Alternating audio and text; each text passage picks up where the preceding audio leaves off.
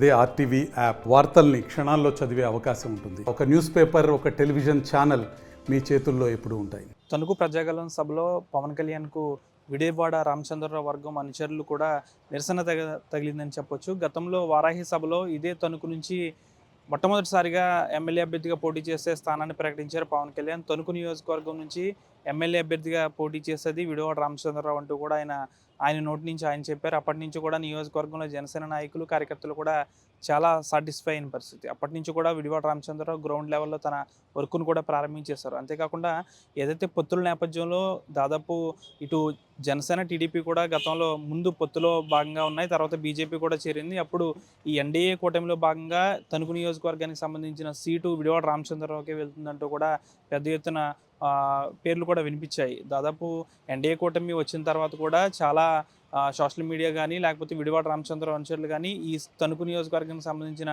Seat అనేది విజయవాడ రామచంద్రరావుకి వెళ్తుందంటూ కూడా అన్నారు. ఎందుకంటే పవన్ కళ్యాణ్ గతంలోనే ఈ సీటుని అనౌన్స్ చేశారు. పవన్ కళ్యాణ్ ఒకసారి చెప్పారంటే తన మాట వెనక్కి తీసుకోరు. కాబట్టి విజయవాడ రామచంద్రరావే తణుకు నుంచి పోటీ చేసేదంటూ కూడా విజయవాడ రామచంద్రరావుతో పాటు ఆయన అనుచర వర్గం కూడా చెప్పింది. అంటే దాదాపుగా కూడా గ్రౌండ్ లెవెల్లో ఆయన పూర్తిగా కూడా వర్క్ ప్రారంభించారు. ఎన్డీఏ కూటమి ఏర్పడిన తర్వాత మొట్టమొదటిసారిగా ఏదైతే దీనికి సంబంధించి సీట్ల సర్దుబాటు వ్యవహారం కొలికి వచ్చిన తర్వాత మొదటి లిస్టులో పేరు అయితే ఖరారైంది టీడీపీ మాజీ ఎమ్మెల్యే ఆర్మిల్ రాధాకృష్ణ. అయితే అప్పటి నుంచి నియోజకవర్గంలో జనసేనకి, టీడీపీకి సంబంధించి పచ్చగడ్డి వేస్తే బొగ్గుమనే అంత రీతిలో కూడా ఇక్కడ తయారైంది అని చెప్పొచ్చు. తాడేపల్లిగూడెంలో చేపట్టిన రాకాదిల్రా సభకు సంబంధించి పవన్ కళ్యాణ్ కూడా తాడేపల్లిగూడెం వచ్చాడు. అంతకు ముందు రోజే నాదెండ్ల మనోహర్ కూడా ఇక్కడ అన్ని ఏర్పాట్లను చూసుకున్నారు. ఆ నేపథ్యంలో విజయవాడ రామచంద్రరావు వర్గం కూడా నాదెండ్ల మనోహర్పై దాడి చేసిన పరిస్థితి. అప్పటి నుంచి నాదెండ్ల మనోహర్ సైలెంట్గానే ఉన్నారు. అంటే ఆయన పార్టీలోనే ఉన్నప్పటికీ, నియోజకవర్గ ఇన్ఛార్జ్గా ఉన్నప్పటికీ కూడా ఎక్కడ ఆయన ఎప్పుడు బయటకు వచ్చి తనకు సంబంధించి మాట్లాడింది లేదు. తన అనుచరులు కూడా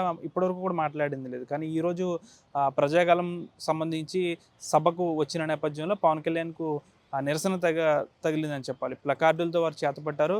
పవన్ కళ్యాణ్ సమాధానం చెప్పాలంటూ కూడా వారు ప్లకార్డులను చేతపట్టారు. గతంలో నువ్వు ఇచ్చిన హామీ ఎందుకు ఇప్పుడు తప్పుతున్నావు, ఇక్కడ సీటు గెలిచే అవకాశం ఉన్నా కానీ ఎందుకు టీడీపీకి కట్టబెట్టారంటూ కూడా అనుచరులు విజయవాడ రామచంద్ర వర్గం కూడా తీవ్రస్థాయిలో మండిపట్టిన పరిస్థితి. ఈ నేపథ్యంలో టీడీపీ నాయకులు కూడా, కార్యకర్తలు వారిని అడ్డుకున్నారు. తర్వాత పోలీసులు ప్రవేశం చేసి వారిని పక్కకి నెట్టిన పరిస్థితి కూడా ఏర్పడింది. అయితే ఇక్కడితో ఈ గొడవ ఆగుతుందా అంటే చెప్పలేని పరిస్థితి. దాదాపుగా కూడా విజయవాడ రామచంద్రకి ఎటువంటి హామీ ఇస్తారో చూడాల్సిన పరిస్థితి. ఈరోజు ప్రజాగలం సభలో ఆయనకి ఏమైనా ఎటువంటి హామీ ఇస్తారా, లేకుంటే ముందు విజయవాడ రామచంద్రకి పార్టీలో సముచిత స్థానం కల్పిస్తామని చెప్తారా అనే దానిపై కొంచెం సందిగ్ధత నెలకొందనే చెప్పాలి. దాదాపుగా కూడా విజయవాడ రామచంద్రరావు ఎప్పటి నుంచో పార్టీలో ఉన్నప్పటికీ కూడా ఆయన గ్రౌండ్ లెవెల్లో పూర్తిగా వర్క్ ప్రారంభించారు. కానీ సీటు రాకపోవడంతో కూడా చాలా ఆయన బాధలో ఉన్నట్టే చెప్పచ్చు. ప్రస్తుతం అయితే ఆయన ఎక్కడా కూడా టీడీపీ ఎమ్మెల్యే ఆర్మిల్ రాధాకృష్ణకి ఎక్కడా కూడా సహకరించిన పరిస్థితి. చూడాలి ఏమవుతుందో. విజయవాడ రామచంద్రరావుకి ఏమన్నా సర్ది చెప్పే ప్రయత్నం చేస్తారా, లేకపోతే ఆయన అలా సైలెంట్గానే ఉంటారు అన్నది అయితే కొన్ని రోజులు వెయిట్ చూడాల్సిన పరిస్థితి. వీడియో జర్నలిస్ట్ శేఖర్ మనోజ్ ఆర్టీవీ తణుకు నుంచి. మరిన్ని వీడియోస్ కోసం ఛానల్ ని సబ్స్క్రైబ్ చేయండి. లేటెస్ట్ అప్డేట్స్ కోసం వాట్సాప్ ఛానల్ ని ఫాలో చేయండి. అండ్ లింక్ డిస్క్రిప్షన్ లో ఉంది.